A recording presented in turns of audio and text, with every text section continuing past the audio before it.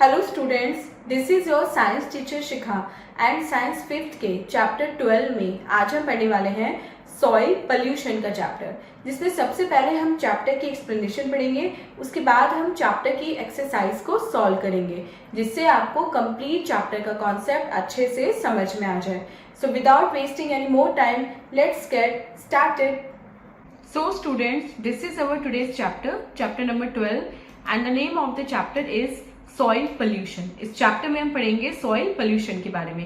तो सबसे पहले चैप्टर एट ए ग्लैंस में देखते हैं आज हमें कौन कौन से टॉपिक पढ़ने हैं। Soil, formation of soil, soil erosion, soil conservation and soil pollution, ये सारे टॉपिक आज हम अपने इस चैप्टर में कवर करेंगे। इंगेज सेक्शन में देखते हैं आज हमें कौन सी एक्टिविटी परफॉर्म करनी है। What am I? I make up the bottom layer of soil.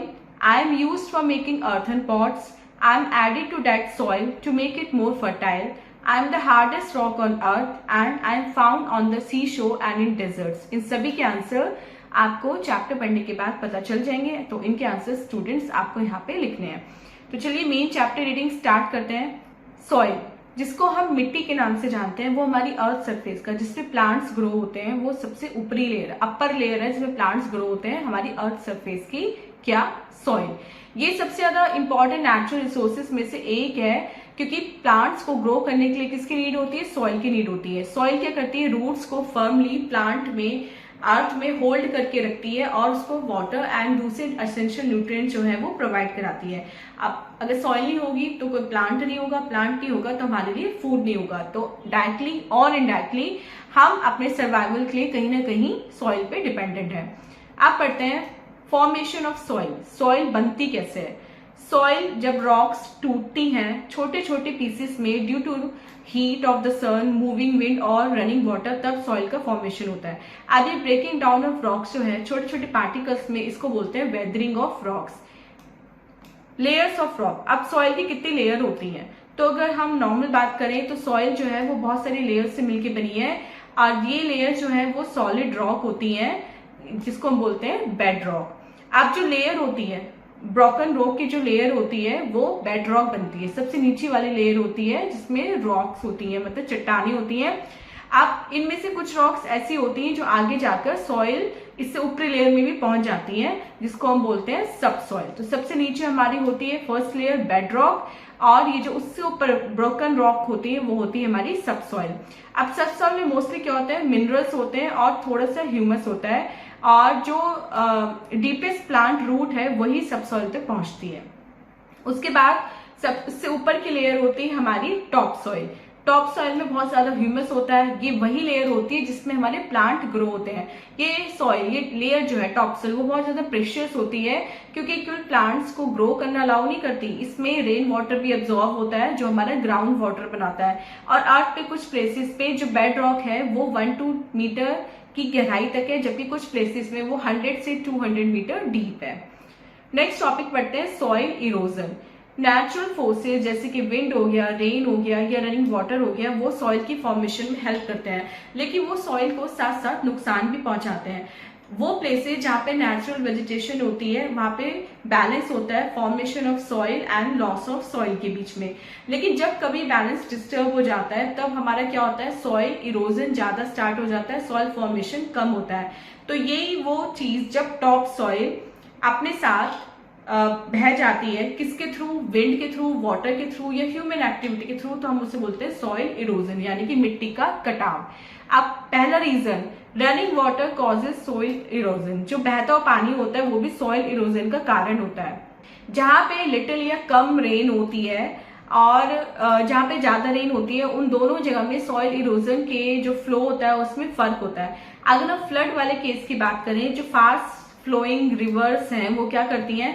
वो अपने साथ डाउन स्ट्रीम की बहुत सारी टॉप सॉइल को बहा के ले जाती हैं, और फ्लड क्रॉप्स को भी डैमेज करते हैं और टॉप सॉइल को अपने साथ ले जाते हैं। इससे सॉइल की फर्टिलिटी क्या होती है? वो कम हो जाती है, और नेक्स्ट सीजन तक फार्मर को वेट करना पड़ता है अपनी सॉइल की फर्टिलिटी को वापस पाने के लिए। जो हिली और माउंटेनियस एरियाज होते हैं वहां पे जो रनिंग वाटर है वो अपने साथ टॉप सॉइल को बहा के ले जाता है, और तब तक वो ऐसा होता रहता है जब तक नई सॉइल वहां पे आके डिपॉजिट नहीं हो जाती। तो वाटर भी एक रीजन होता है सॉइल इरोजन का। Second, wind causes soil erosion, जो विंड होती है वो भी सॉइल इरोजन का रीजन होती है। डेजर्ट और सेमी डेजर्ट रीजन्स में जहाँ पे बहुत तेज हवाएं बहती हैं, बहुत सारी टॉप सॉइल जो है वो हवा के साथ बह जाती है। इससे भी फार्मर्स इफेक्ट होते हैं क्योंकि मैन्योर भी जो होता है वहां पे वो भी साथ में उड़ जाता है, और कभी कभी क्या होता है जो प्लांट्स हैं वो भी अपरूटेड हो जाता है क्योंकि हवा बहुत तेज चलती है।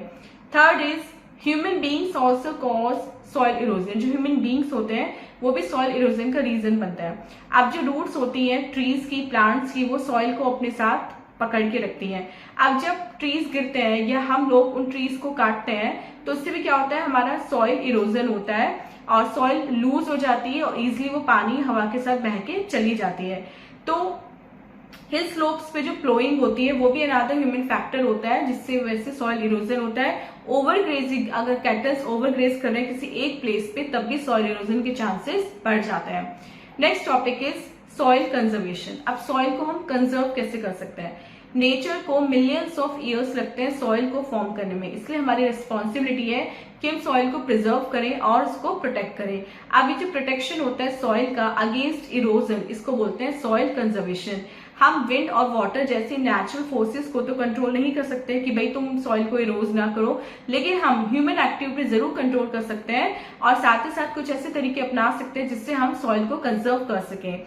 Like first way is afforestation. हम ज्यादा से ज्यादा ट्रीज को प्लांट करके सॉइल को कंजर्व कर सकते हैं क्योंकि जो प्लांट की रूट होती है वो सॉइल को अपने में पकड़ के रखती हैं। तो जब ज्यादा प्लांट होंगे तो ज्यादा सॉइल फर्मली प्लांट से अटैच रहेगी और वो बह के या उड़ के कहीं जाएगी नहीं। Second is terrace farming. जो पहाड़ी इलाके होते हैं वहां पे फार्मर्स क्या करते हैं, हिल्स के स्लोप को काटते हैं सीढ़ीदार खेती जिसको बोलते हैं टेरेस फार्मिंग करने के लिए। जब वाटर इन टेरेसेस पे इकट्ठा होता है तो क्या करता है, वो स्लोप से बहने लगता है। इससे क्या होता है, सॉइल उसके साथ नहीं बहती क्योंकि अगर एक लेयर से सॉइल बह भी रही है तो वो नीचे वाली लेयर पे आके रुक जाएगी। तो इस वजह से क्या होता है, फार्मिंग इजी हो जाती है और हमारी सॉइल कंजर्व भी हो जाती है। Third is embankment. अब जब मॉनसून होता है, जब बहुत ज्यादा रेन हो रही होती है तो क्या होता है कि जो रिवर्स हैं वो बैंक को छोड़ के अंदर विलेजेस या टाउन में भी एंटर कर जाती हैं। अब फ्लड को कंट्रोल करने के लिए हम क्या बनाते हैं, बांध बनाते हैं, एम्बैंकमेंट्स बनाते हैं। इससे जो वाटर है वो बैंक पे ही रहता है, किनारों पे रहता है और सॉइल हमारी प्रिवेंट रहती है। फोर्थ इज फेंस और बैंड्स। अब प्लेन्स में क्या होता है, फार्मर्स अपने खेतों के चारों तरफ थोड़ी सी मुंडेर बनाते हैं यानी कि एम्बैंकमेंट बनाते हैं जिससे क्या होता है, रेन वाटर बह के दूसरी जगह नहीं पहुंचता, टॉप सॉइल को अपने साथ बहाकर नहीं ले जाता। इससे क्या होता है, प्लांट्स एंड ट्रीज को कवर मिल जाता है और सॉइल हमारी बहती नहीं है। Next topic is soil pollution. अब जो सॉइल का पोल्यूशन है वो भी ह्यूमन एक्टिविटीज की वजह से ही होता है। मेन कॉज है सॉइल पोल्यूशन का dumping of solid non biodegradable waste on land. जब हम लैंड पे सॉलिड नॉन बायोडिग्रेडेबल वेस्ट को फेंकते हैं या थ्रो करते हैं या डंप करते हैं तो हमारी सॉइल जो है वो पोल्यूटेड हो जाती है। अब पोल्यूटेड लैंड क्या होती है, वो लेस फर्टाइल हो जाती है और एक्सेसिव यूज जब हम करते हैं पेस्टिसाइड और इंसेक्टिसाइड का या फार्मर्स जब यूज करते हैं खेती में इन दोनों चीजों का, तो भी हमारी जो सॉइल है वो पोल्यूट हो जाती है और जो सॉइल पोल्यूशन है वो लैंड को अल्टीमेटली क्या बना देता है, बंजर बना देता है, बैरन बना देता है। So student, this was a chapter. अब चलते हैं अपने एक्सरसाइज टाइम की तरफ और देखते हैं एक्सरसाइज टाइम में आज हमें कौन से क्वेश्चन मिले। First is tick the correct option. First question देखते हैं, the top layer of soil is called top soil. Second, it causes soil erosion, deforestation, running water, overgrazing. D, all of these. Third, it helps in soil formation. Soil की formation में help करता है, heat of the sun.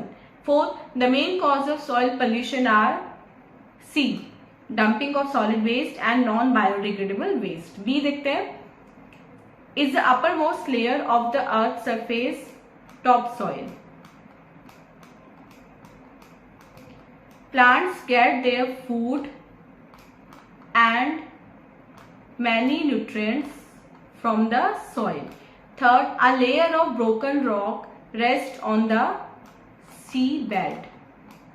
Fourth, natural forces like wind, water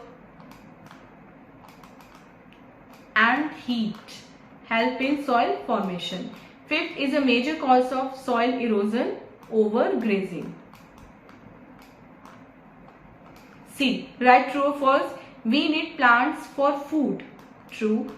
Second, the soil above the broken rock is called topsoil. False. Third, overgrazing by cattle causes soil erosion. Yes, this is true. Fourth, embankments are built along river banks to prevent the floods. True.